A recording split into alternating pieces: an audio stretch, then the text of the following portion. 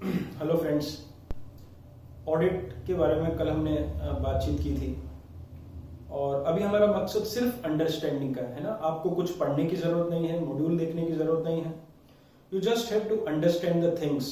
आपको सिर्फ कंसेप्ट समझना है। तो कल मेनली हमने दो चीजों के बारे में बात की थी, meaning and definition of audit और ऑब्जेक्टिव्स ऑफ ऑडिट। एक बार बता दूं मैं, हमने बहुत सिंपल वे में बात की थी। ऑडिट का मतलब किसी भी ऑर्गेनाइजेशन के financial statement, books of accounts, records, documents, papers etcetera इन्हें चेक करना for the purpose of verifying their accuracy, their authenticity.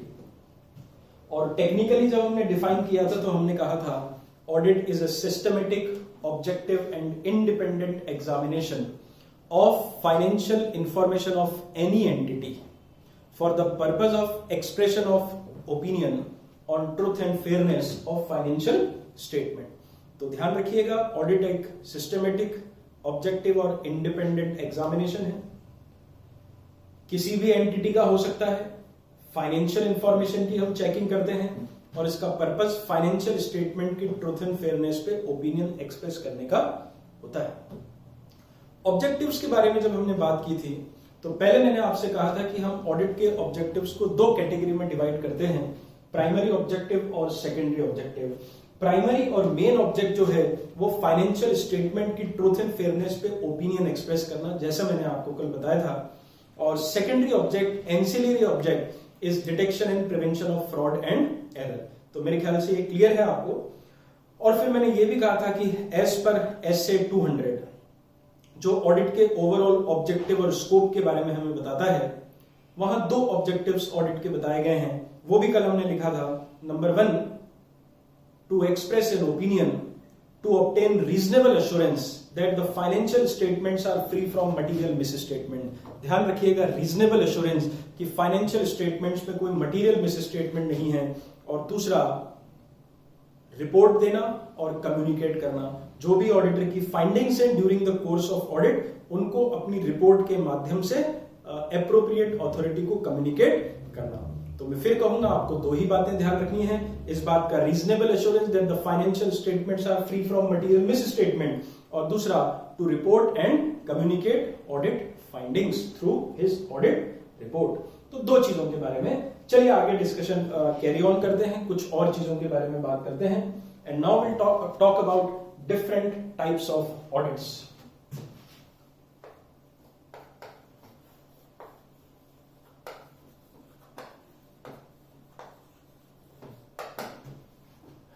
अब ऑडिट की कुछ बेसिक टाइप्स और कैटेगरीज के बारे में हम बात करेंगे। आपकी नॉलेज के लिए ध्यान रखिएगा। Number 1,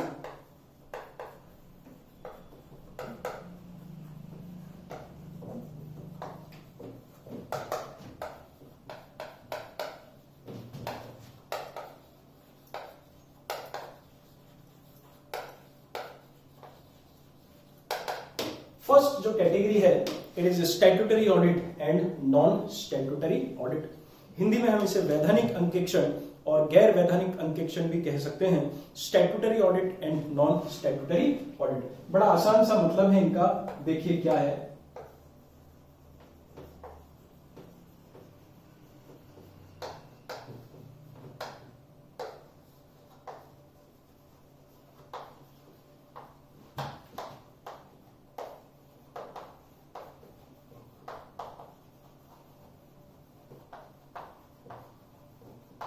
very simple.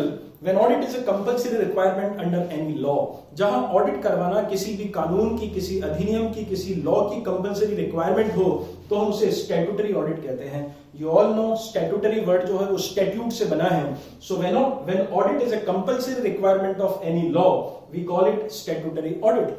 Best example, company audit, bank audit. शायद आप जानते हैं, एज पर कंपनीज एक्ट 2013 हर एक कंपनी के लिए हर साल ऑडिट करवाना कंपलसरी होता है। इसी प्रकार बैंकिंग रेगुलेशन एक्ट में भी हर एक बैंक ब्रांच के लिए ऑडिट करवाना कंपलसरी है। तो क्योंकि ये लॉ की रिक्वायरमेंट है, we call it statutory audit. और इसके खिलाफ अगर हम बात करते हैं नॉन स्टैट्यूटरी ऑडिट, तो इसका मतलब क्या होना चाहिए?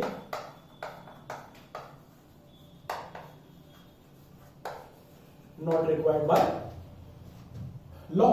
जब ऑडिट करवाना किसी कानून की, किसी अधिनियम की, किसी लॉ की रिक्वायरमेंट नहीं हो। और देखिए अगर ये रिक्वायरमेंट ऑफ लॉ नहीं है, इसका मतलब ये डिस्क्रिशनरी है, इसका मतलब ये वॉलेंटरी है। और इसके एग्जाम्पल क्या हो सकते हैं friends?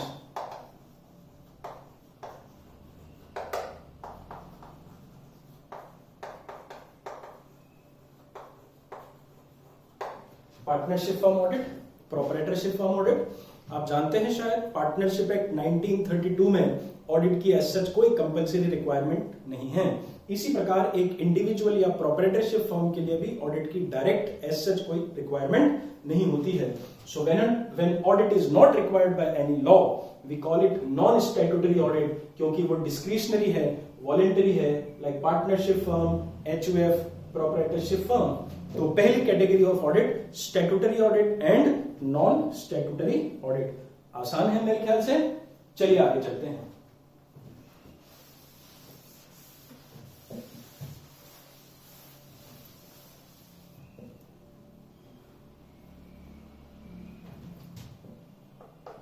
Second category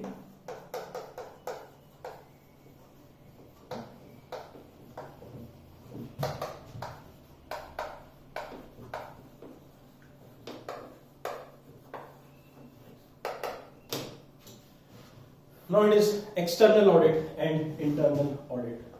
as the name suggests, external audit किसे कहेंगे?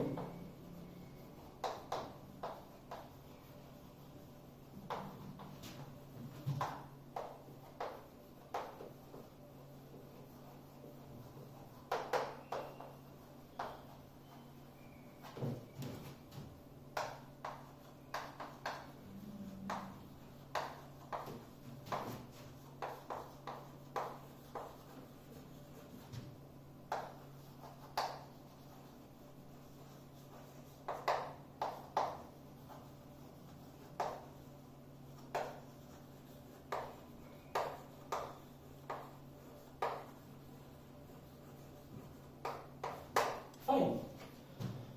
As the name suggests, external audit, when audit is conducted by an independent qualified person। जब एक स्वतंत्र व्यक्ति, योग्य व्यक्ति, कोई क्वालिफाइड इंडिपेंडेंट पर्सन किसी ऑर्गेनाइजेशन की ऑडिट करता है, we call it external audit. और इसके अगेंस्ट इंटरनल ऑडिट किसे कहते हैं friends? For internal purpose of management. जब मैनेजमेंट अपने इंटरनल बेनिफिट, अपने पर्पस के लिए ऑडिट करवाता है तो हम उसे इंटरनल ऑडिट कहते हैं। And it may be done by internal staff also. Example से समझिए, लाइक अगर ऑडिट स्टैट्यूटरी ऑडिट है, हर कंपनी को अपने फाइनेंशियल ईयर की, अपने फाइनेंशियल स्टेटमेंट्स की ऑडिट करानी है, तो it must be done by some external person. I am a chartered accountant, और अगर मैं किसी कंपनी का एम्प्लॉय हूं, मैं उसी का स्टाफ हूं, तो मैं उस कंपनी की स्टैट्यूटरी ऑडिट नहीं कर सकता, क्योंकि statutory audit is required by law and it has to be conducted by some external independent qualified person. लेकिन अगर मैनेजमेंट अपने इंटरनल बेनिफिट के लिए, अपनी एक्टिविटीज के इवेल्युएशन के लिए ऑडिट करवा रहा है, तो फिर वो इंटरनल पर्सन के द्वारा भी की जा सकती है। अभी हमें सुपरफिशियली अंडरस्टैंड करना है, तो जब ऑडिट को इंडिपेंडेंट पर्सन करेगा हम उसे एक्सटर्नल ऑडिट कहेंगे, और मैनेजमेंट अपने इंटरनल इवेल्युएशन और बेनिफिट के लिए ऑडिट करवा रहा है, हम उसे इंटरनल ऑडिट कहेंगे। और क्योंकि ये इंटरनल ऑडिट है, तो ये कंपनी के स्टाफ के द्वारा भी की जा सकती है। External audit and internal audit. चलिए तीसरी कैटेगरी पे बात कर लेते हैं।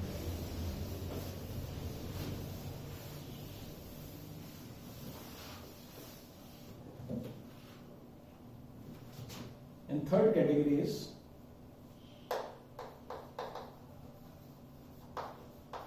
final audit,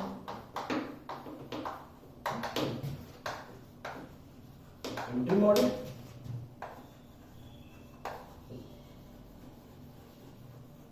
and continuous audit।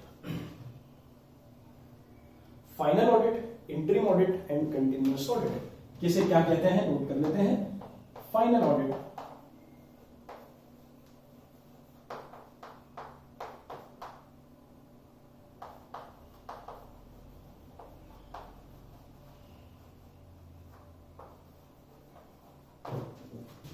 Interim audit,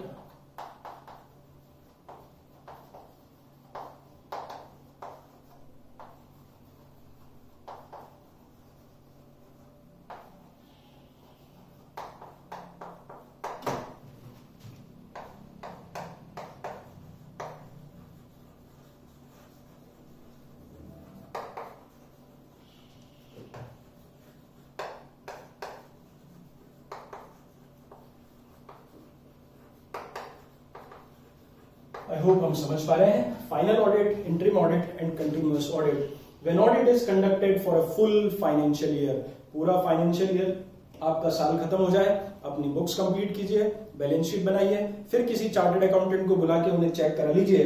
so when audit is conducted for a full financial year after the end of the year, we call it final audit. और as the name suggest, interim किसे कहते हैं? जो बीच में होता है. So when audit is conducted for a period less than full financial year, like half yearly basis पे या quarterly basis पे अगर ऑडिट हो रही है तो वो एक साल से कम की अवधि के लिए है, हम उसे इंटरिम ऑडिट कहेंगे. तो इसका एग्जाम्पल हो सकता है हाफ ईयरली या क्वार्टरली. इसका एग्जाम्पल क्या था? ईयरली. और फ्रेंड्स, यदि ऑडिट की फ्रीक्वेंसी को इतना बढ़ा दिया जाए कि हम डेली बेसिस पे लगातार किसी ऑर्गेनाइजेशन की ऑडिट कर रहे हैं, तो फिर हम उसे कंटिन्यूअस ऑडिट बोलते हैं.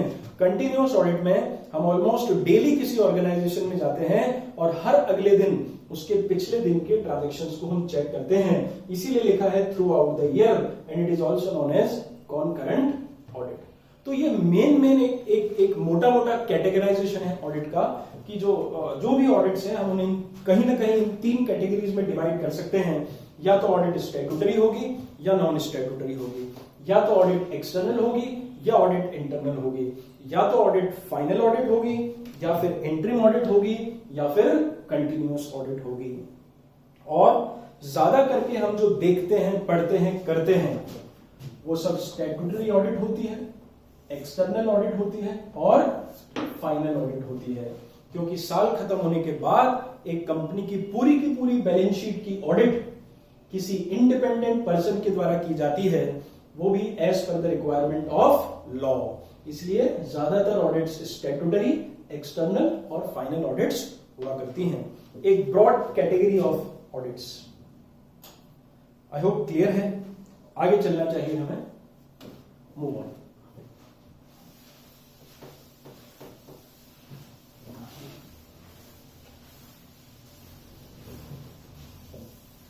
फ्रेंड्स, अब मैं कहूंगा हमने अब तक 3 चीजों के बारे में बात की है. ऑडिट का मीनिंग और डेफिनेशन, उसके बाद ऑडिट के ऑब्जेक्टिव्स, और अभी सिंपल वे में हमने समझा different types of audit. Audit थोड़ा सा टिपिकल सब्जेक्ट है, प्रॉब्लम आती है बच्चों को क्योंकि टेक्निकल टर्म है, आपके लिए नया है, इससे पहले कभी आपने ऑडिट नहीं पढ़ा है, थ्योरेटिकल है, लर्निंग की रिक्वायरमेंट होती है, थोड़ा टेक्निकल है. इसलिए अब जो टॉपिक्स हम पढ़ने जा रहे हैं उससे पहले हम कुछ ऑडिट की बेसिक और इंपॉर्टेंट टर्म्स के बारे में बात करेंगे, जो आप पूरी ऑडिट के दौरान कई बार, 10 बार, 20 बार, 50 बार, 100 बार आपको पढ़ने को मिलेगा. बेहतर होगा कि हम पहले से ही उनको डिस्कस कर लें, आप बहुत अच्छे से उनको अंडरस्टैंड कर लें, ताकि बार बार जब उनका रेफरेंस आए तब आपके माइंड में किसी तरह का कंफ्यूजन नहीं होना चाहिए. So now we are talking about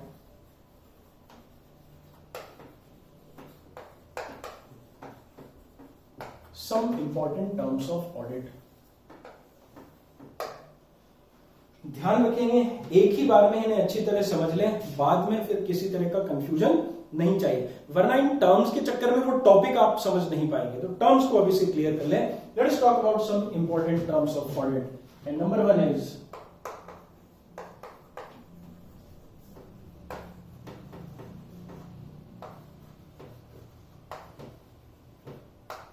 accounting system. पहली टर्म अकाउंटिंग सिस्टम, हिंदी में हम इसे कहेंगे लेखांकन तंत्र. देखिए, कोई आपसे डेफिनेशन नहीं पूछने जा रहा है एग्जाम में, you have to just understand what is accounting system. मैं समझाता हूं. कल भी ऐसा मैंने लिखा था, हम बिजनेस कर रहे हैं, बिजनेस में रोज क्या होते हैं? ट्रांजैक्शंस होते हैं. उन ट्रांजैक्शंस को बुक्स ऑफ अकाउंट्स में क्या किया जाता है? रिकॉर्ड करने के बाद उनकी क्या होती है? Processing. At the end of the year processing के बाद हम उनकी क्या करते हैं? बैलेंसिंग. फिर उससे बनता है ट्रायल बैलेंस, और ट्रायल बैलेंस से हम बनाते हैं ट्रेडिंग P&L, और क्या बनाते हैं फ्रेंड्स? बैलेंस शीट बनाते हैं. This is a process. ये क्या है? एक प्रक्रिया है. बस this entire process is known as accounting system. तो बहुत ऑर्डिनरी वे में समझिए, एक बिजनेस में डेली ट्रांजेक्शंस होते हैं, उन ट्रांजेक्शंस को बुक्स ऑफ अकाउंट्स में रिकॉर्ड किया जाता है, रिकॉर्ड करने के बाद उनकी प्रोसेसिंग होती है, at the end of the year हम उनकी बैलेंसिंग करते हैं, फिर उसकी हेल्प से ट्रायल बैलेंस बनाते हैं और फिर ट्रेडिंग P&L और बैलेंस शीट बनाया जाता है। आप सब जानते हैं ट्रेडिंग P&L हमें किसी फाइनेंशियल ईयर का नेट प्रॉफिट और लॉस बताता है और बैलेंस शीट हमें किसी पर्टिकुलर डेट पे ऑर्गेनाइजेशन की फाइनेंशियल पोजीशन बताती है, and this entire process is known as nothing but accounting system. So can I say accounting system is a process? Can I say accounting system is a series of tasks right from the initiation of transaction till the preparation of balance sheet? Business में व्यवहारों की उत्पत्ति से लेके balance sheet बनाने तक की जो पूरी प्रक्रिया है, प्रोसेस है, वही अकाउंटिंग सिस्टम कहलाती है। आप देखिए ना, कहीं मैनुअल होता है, कहीं कंप्यूटराइज्ड होता है, कहीं सिंगल एंट्री होता है, कहीं डबल एंट्री होता है, कहीं कैश सिस्टम होता है, कहीं मर्केंटाइल सिस्टम होता है, लेकिन बॉस होता तो यही है।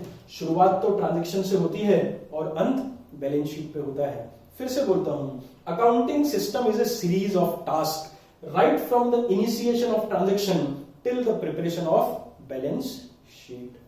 क्लियर है आप सभी को अकाउंटिंग सिस्टम? फाइन है, ये रफ कर देता हूं।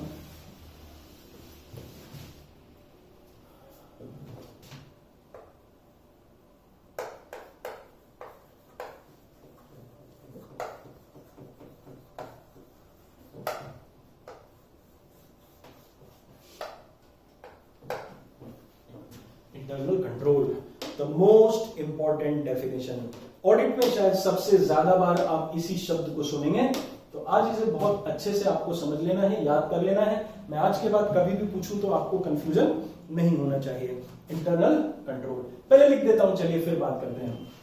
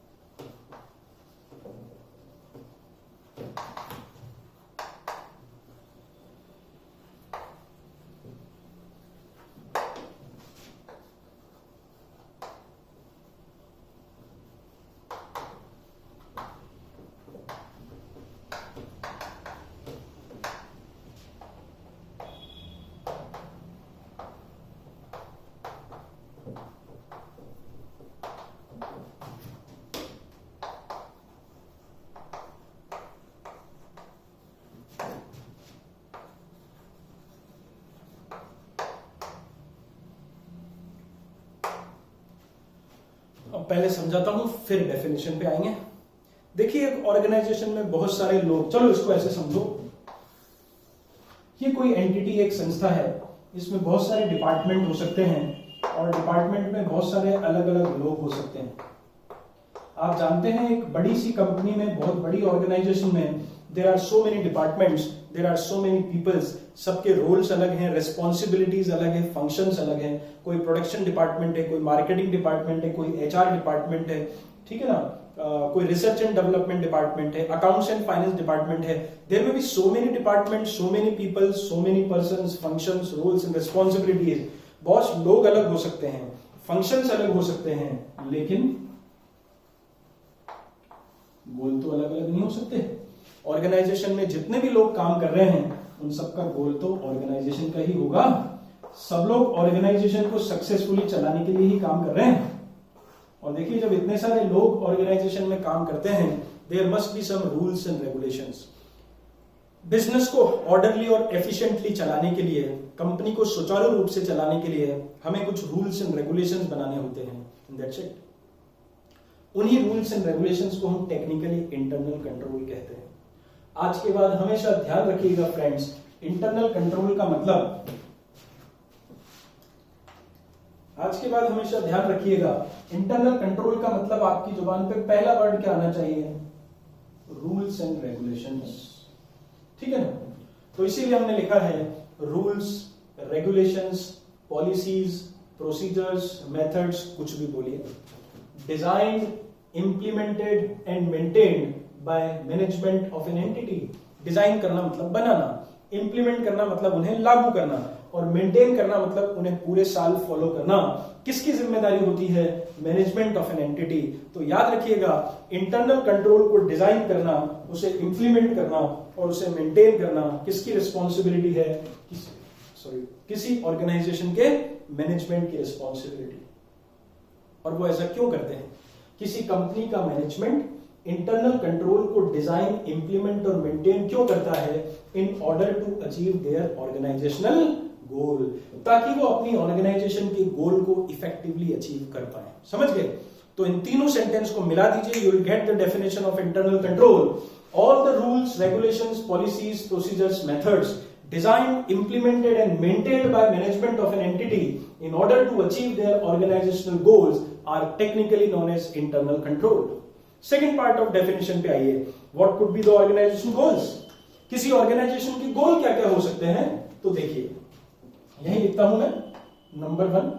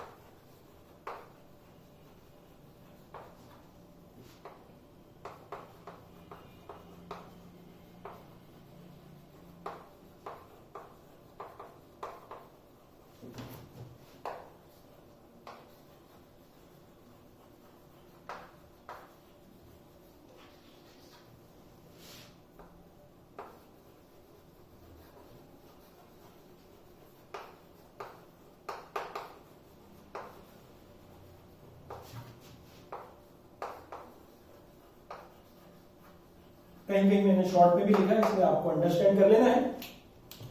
These are organizational goals as far as financial reporting is concerned। जहां तक बैलेंस शीट का, अकाउंटिंग का, फाइनेंशियल रिपोर्टिंग का सवाल है, number 1, orderly and efficient conduct of business. अपने व्यवसाय को सुचारू रूप से, प्रभावी रूप से चलाना।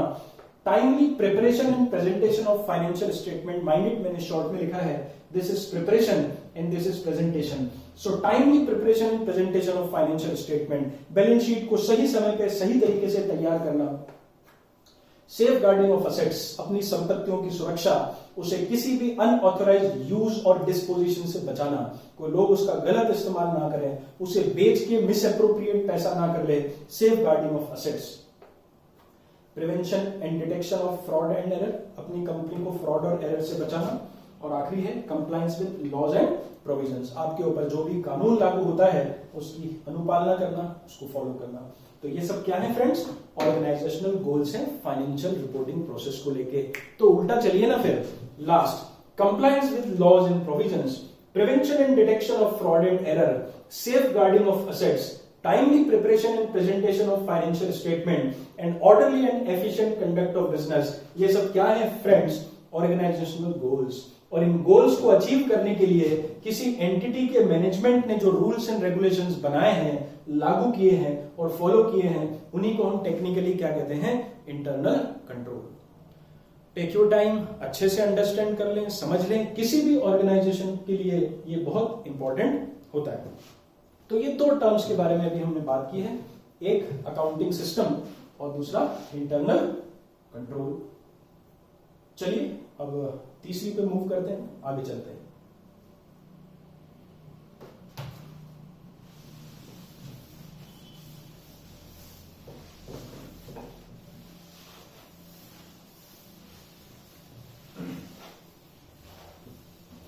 मैं बार बार कह रहा हूं, आपको सिर्फ अंडरस्टैंड करना है। अभी एग्जाम के हिसाब से कुछ बात नहीं कर रहे हैं हम, only your concept developing, only your conceptual understanding. तो 2 टर्म्स के बारे में अभी हमने बात की है, पहला अकाउंटिंग सिस्टम, दूसरा इंटरनल कंट्रोल। चलिए तीसरी और चौथी टर्म को मैं ऐसे एक साथ लेता हूं, 3 and 4। ये भी काम की है, देखिएगा, समझना ये भी बड़ा जरूरी चीज है आपके लिए।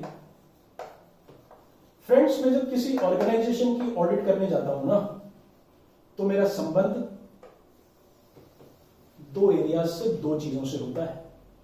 मैं जब भी किसी ऑर्गेनाइजेशन की ऑडिट करता हूं, मेरा कंसर्न, मेरा रिलेशनशिप दो चीजों से होता है। Number 1,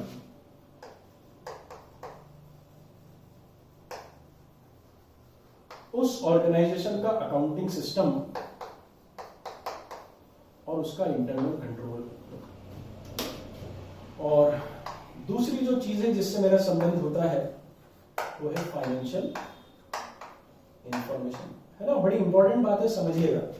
so whenever I conduct audit of an organisation, I am concern with 2 aspects. मैं दो चीजों से संबंध रखता हूं, उस ऑर्गेनाइजेशन का अकाउंटिंग सिस्टम और इंटरनल कंट्रोल, और दूसरा क्या है, फाइनेंशियल इंफॉर्मेशन। बच्चों, हम जब भी किसी ऑर्गेनाइजेशन की ऑडिट करने जाएं, अच्छा देखिए, जब मुझे अपॉइंट किया जाता है ऑडिटर, तो वो किया जाता है फाइनेंशियल इंफॉर्मेशन को चेक करना। हमने कहा था कि audit is a systematic, objective and independent examination of financial information. So मेरा काम फाइनेंशियल इंफॉर्मेशन को चेक करना है।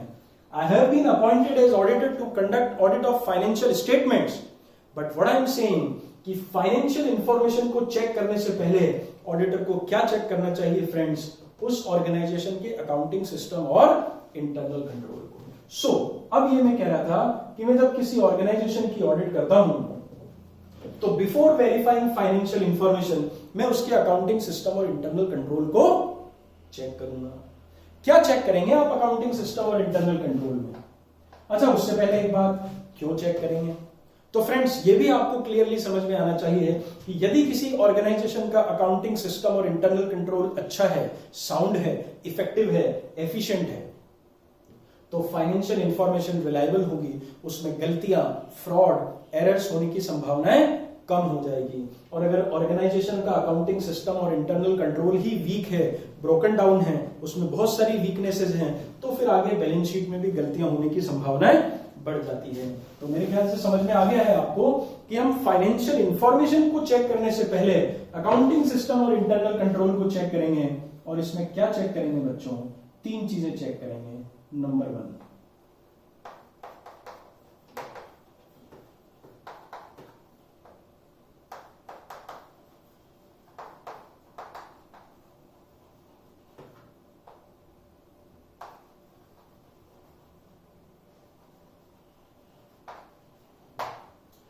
हम उस ऑर्गेनाइजेशन के अकाउंटिंग सिस्टम और इंटरनल कंट्रोल में 3 चीजें चेक करते हैं। Number 1, existence, number 2, effectiveness, number 3, continuity. मतलब समझ में आना चाहिए आपको। एग्जिस्टेंस मतलब क्या? उस ऑर्गेनाइजेशन में एक प्रॉपर अकाउंटिंग सिस्टम और इंटरनल कंट्रोल है या नहीं है। आज जब किसी बैंक, किसी कंपनी की ऑडिट करने जाता हूं, तो मैं देखता हूं कि whether there exist a proper accounting system और इंटरनल कंट्रोल और नॉट। ठीक है ना? तो वो उसकी एग्जिस्टेंस कहलाती है। देखिए, एग्जिस्टेंस तो कागजों में भी हो सकती है। मैनेजमेंट आपको अपने पेपर्स में, रिकॉर्ड्स में दिखा देगा, ये साहब ये रूल्स, ये रेगुलेशंस है, ये हमारी बुकलेट है, ये लॉज हैं, ये सब कुछ है। मियर एग्जिस्टेंस इज नॉट इनफ। इसलिए सेकंड पॉइंट हमें क्या चेक करना है? उसकी इफेक्टिवनेस, कि क्या उन इंटरनल कंट्रोल्स को प्रभावी रूप से इफेक्टिवली मैनेजमेंट ने लागू किया है। और लागू करना भी इतना पर्याप्त नहीं है, इसलिए तीसरा शब्द हमने क्या ले लिया है? कंटिन्यूटी। क्या मैनेजमेंट उसको through out the year continuous basis पे फॉलो करता है। ये बिल्कुल वैसे ही हुआ कि आपने घर पे अपनी पढ़ाई करने का एक टाइम टेबल बना रखा है और उसको दीवार पे चिपका रखा है। So the first point is existence. क्या आपने पढ़ाई के लिए टाइम टेबल बनाया हुआ है? यस, एग्जिस्ट करता है, आपका टाइम टेबल दीवार पे चिपक रहा है। But whether you actually follow that, क्या आप उसे पढ़ते समय वास्तव में फॉलो करते हैं? If yes, then that is known as effectiveness, कि उसे प्रभावी रूप से आप फॉलो करते हैं। और तीसरा क्वेश्चन, फॉलो कब करते हैं? पूरे साल या सिर्फ एग्जाम के 1 महीना पहले? That is called continuity. तो मैं ऐसा भी कह सकता हूं कि आपकी पढ़ाई के लिए एक प्रॉपर टाइम टेबल होना चाहिए। न केवल होना चाहिए, बल्कि आपको उसे इफेक्टिवली इंप्लीमेंट करना है, फॉलो करना चाहिए, और वो भी एग्जाम के पहले नहीं, through out the year. Similarly, किसी ऑर्गेनाइजेशन में एक प्रॉपर अकाउंटिंग सिस्टम और इंटरनल कंट्रोल होना चाहिए, न केवल होना चाहिए बल्कि वो प्रभावी रूप से इफेक्टिवली लागू होना चाहिए, और वो भी on a continuous basis throughout the year. Check कर लीजिए आप उस ऑर्गेनाइजेशन में। और इंपॉर्टेंट बात,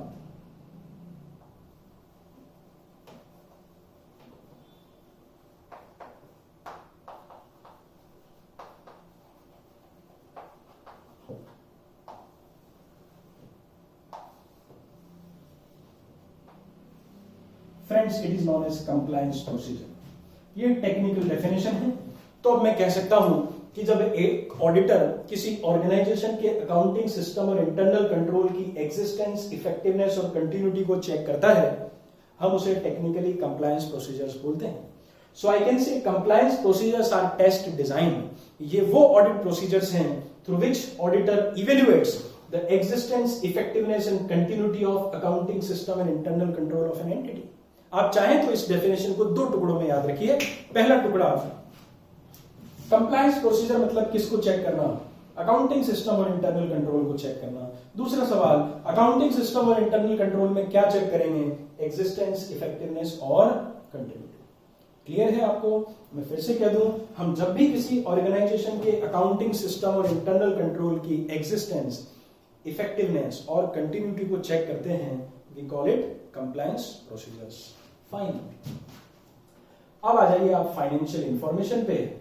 हम चेक करेंगे balance sheet, trading, P&L, assets, liabilities, सब कुछ, परचेज, सेल्स, ये सब फाइनेंशियल इंफॉर्मेशन होता है। और फाइनेंशियल इंफॉर्मेशन में क्या चेक करेंगे बच्चों?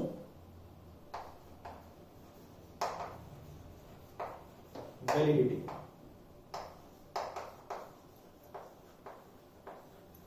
एक्यूरेसी,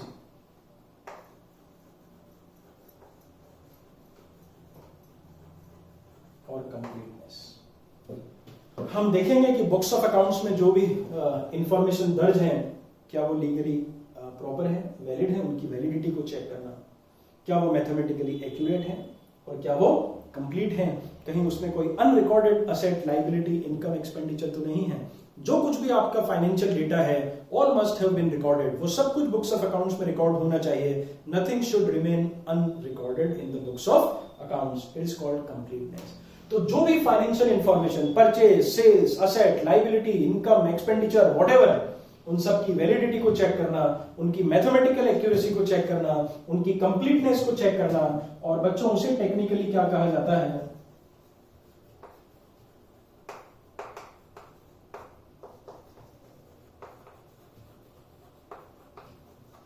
ध्यान रखिएगा ये बात, ये सब चीजें आपको ध्यान ही रखनी है, इसीलिए पढ़ा रहे हैं हम। चैप्टर तो अभी शुरू करेंगे ये सब होने के बाद। So this is technically known as substantive procedure. Now what is substantive procedure? To verify the validity, accuracy and completeness of financial information. ठीक है ना? इनको चेक करना ही substantive procedures कहलाता है। So ये दो तरह के ऑडिट प्रोसीजर हैं, compliance procedure, substantive procedure. Compliance procedure मतलब अकाउंटिंग सिस्टम और इंटरनल कंट्रोल को चेक करना, substantive procedure मतलब फाइनेंशियल इंफॉर्मेशन को चेक करना। याद रखिएगा, भूलना नहीं है। आगे चलें, तो ये हमारा 3 और 4 नंबर हो गया, compliance and substantive procedures.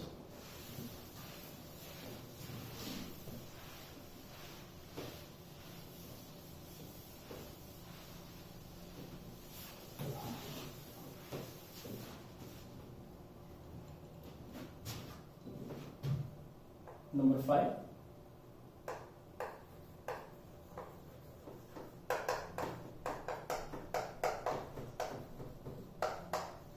Audit evidence. 5वें नंबर की हमारी टर्म आती है अंकेक्षण साक्ष्य, ऑडिट एविडेंस। इनमें से हर एक टर्म पे हमें पूरा चैप्टर पढ़ना है। Will be talking about internal control in detail, substantive procedure, audit evidence, इन सब के बारे में हम पढ़ेंगे। इसलिए मैं बार बार एक ही बात बोल रहा हूं, कंसेप्ट पकड़िए, क्लियर कीजिए कंसेप्ट और इन्हें ध्यान रखिए। ऑडिट एविडेंस क्या है देखिए।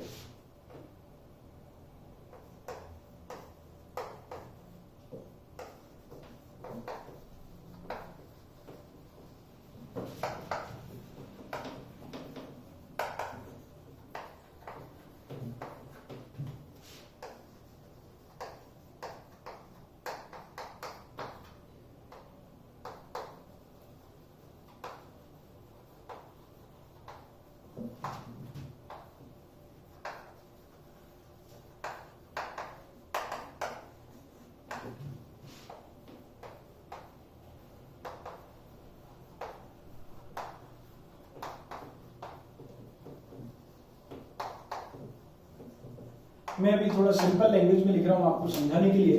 दो पार्ट में हमने इसे डिफाइन किया है। Now as the name suggest, audit evidence, सबूत, साक्ष्य इसे बोलते हैं, information on the basis of which auditor verifies financial statement. Financial statement में जो भी ट्रांजैक्शन दर्ज हैं, रिकॉर्डेड हैं, उन्हें कैसे चेक करेंगे आप? उन सभी को हम ऑडिट एविडेंस बोलते हैं। लाइक जैसा मैंने कहा, परचेज है, सेल्स है, इनकम है, एक्सपेंडिचर है, असेट है, लाइबिलिटी है, शेयर कैपिटल है, इन सब चीजों को चेक करने के लिए कोई ना कोई बेस तो होता है और उसे ही हम ऑडिट एविडेंस बोलते हैं। छोटे छोटे एग्जांपल लीजिए। मान लीजिए ये हम किसी ऑर्गेनाइजेशन की जर्नल को चेक कर रहे हैं और जर्नल में लिखा है purchase account debit to creditor. आपने देखा भाई बुक्स में एंट्री हो रही है purchase account debit to creditor. What is the basis of this entry? ये एंट्री हमने क्यों की? क्योंकि हमने परचेज की होगी। What is the proof? आपके पास क्या सबूत है कि आपने माल खरीदा है? बिल। निश्चित रूप से आपके पास इसका बिल होगा, जिसे हम इनवॉइस भी कहते हैं। उसके बेसिस पे हम चेक कर सकते हैं। मेरे कहने का मतलब, जो भी इंफॉर्मेशन बुक्स ऑफ अकाउंट्स में रिकॉर्ड की गई है, उनका कुछ ना कुछ एविडेंस तो होता ही होता है और उसी को हम ऑडिट एविडेंस बोलते हैं। लाइक अगर शेयर कैपिटल है तो आप कंपनी के memorandum of association, article of association, prospectus को चेक कर सकते हैं।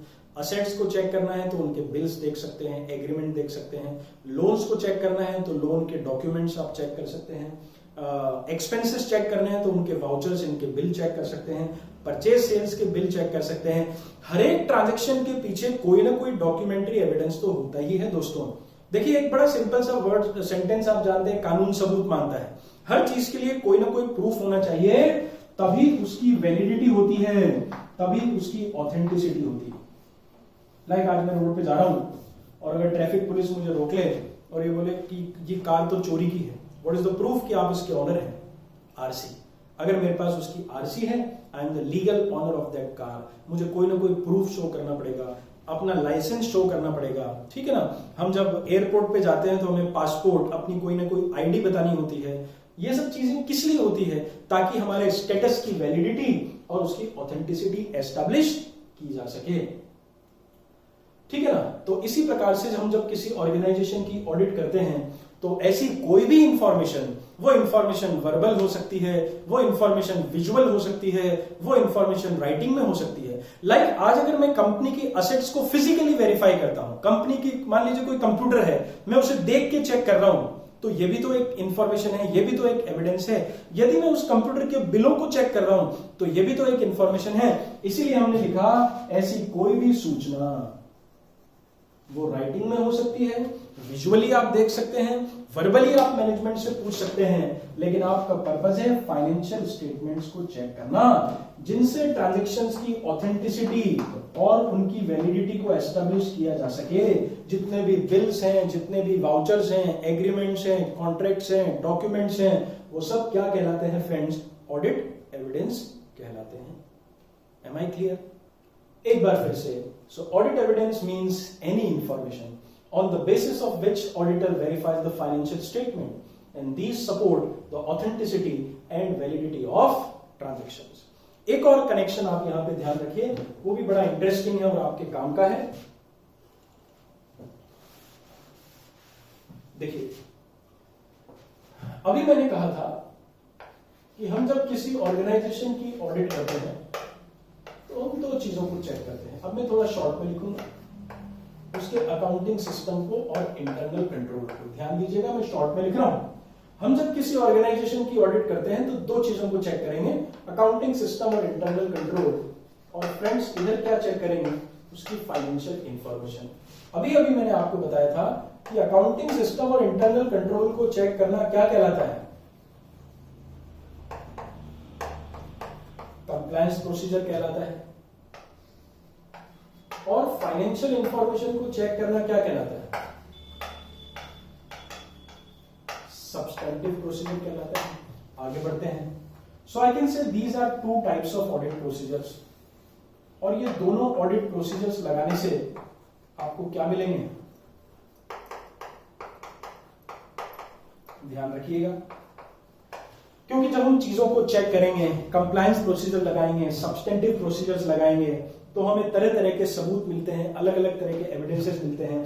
लाइक आप कंपनी के अकाउंटिंग सिस्टम और इंटरनल कंट्रोल को चेक करेंगे, purchase, sales, asset, liability, financial information को चेक करेंगे, you will gather so many audit evidences. आपको बहुत सारे सबूत देखने को मिलेंगे, और ऑडिट एविडेंस कोई दो चार नहीं होते हैं, इसलिए हम ऑडिट एविडेंस के लिए बोलते हैं ये कैसे होने चाहिए, सफिशिएंट और एप्रोप्रिएट होने चाहिए। जब इन एविडेंसेस को आप चेक करेंगे तो फ्रेंड्स इससे क्या होगा, आप कंक्लूजन्स ड्रॉ कर पाएंगे, और उन कंक्लूजन्स के बेसिस पे फिर आप फाइनेंशियल स्टेटमेंट पे अपनी ओपिनियन दे पाएंगे। So this is the final thing. बड़ी काम की चीज है, बार बार हमें पढ़ने को मिलेगा। कंप्लायंस प्रोसीजर और सब्सटेंटिव प्रोसीजर्स लगाने से हमें क्या मिलता है, ऑडिट एविडेंसेस मिलते हैं। ऑडिट एविडेंसेस कैसे होनी चाहिए, सफिशिएंट एंड एप्रोप्रिएट, दोनों। ऑडिट एविडेंस सफिशिएंट और एप्रोप्रिएट होने चाहिए। इसे फ्रेंड्स हम शॉर्ट में बोलते हैं SAAE, याद रखिएगा। बोले तो सफिशिएंट एप्रोप्रिएट ऑडिट एविडेंस, है ना। सफिशिएंट एप्रोप्रिएट ऑडिट एविडेंस होते हैं जिनसे हम कंक्लूजन्स निकाल सकते हैं, और कंक्लूजन्स के बेसिस पे हम फाइनेंशियल स्टेटमेंट पे अपनी ओपिनियन दे सकते हैं। इन चीजों को आप एक साथ जोड़ दीजिए। नाउ आई कैन से by performing compliance procedure and substantive procedure, sorry, I should say auditors should gather, बहुत ध्यान से सुनिएगा, auditors should gather sufficient and appropriate audit evidence. I repeat, auditors should gather sufficient and appropriate audit evidence by performing compliance procedures and substantive procedures from which he can draw conclusions, and on the basis of conclusions he can form opinion on financial statement. तो एक बार बता दीजिए मुझे, accounting system और internal control को check करना मतलब क्या कहलाता है, कंप्लायंस प्रोसीजर। फाइनेंशियल इंफॉर्मेशन को चेक करना मतलब क्या कहलाता है, सब्सटेंटिव प्रोसीजर। ये दोनों प्रोसीजर्स लगाने से आपको क्या मिलेंगे, ऑडिट एविडेंसेस। ऑडिट एविडेंसेस कैसे होने चाहिए, सफिशिएंट और एप्रोप्रिएट होने चाहिए। ऑडिट एविडेंसेस को चेक करने से क्या होगा बच्चों, हम कंक्लूजन्स निकाल पाएंगे, and on the basis of conclusion हम फिर फाइनेंशियल स्टेटमेंट पे अपनी ओवरऑल ओपिनियन फॉर्म कर पाएंगे, और उसी को फिर हम अपनी रिपोर्ट के माध्यम से एक्सप्रेस और कम्युनिकेट कर पाएंगे। So this is the important term of audit evidence.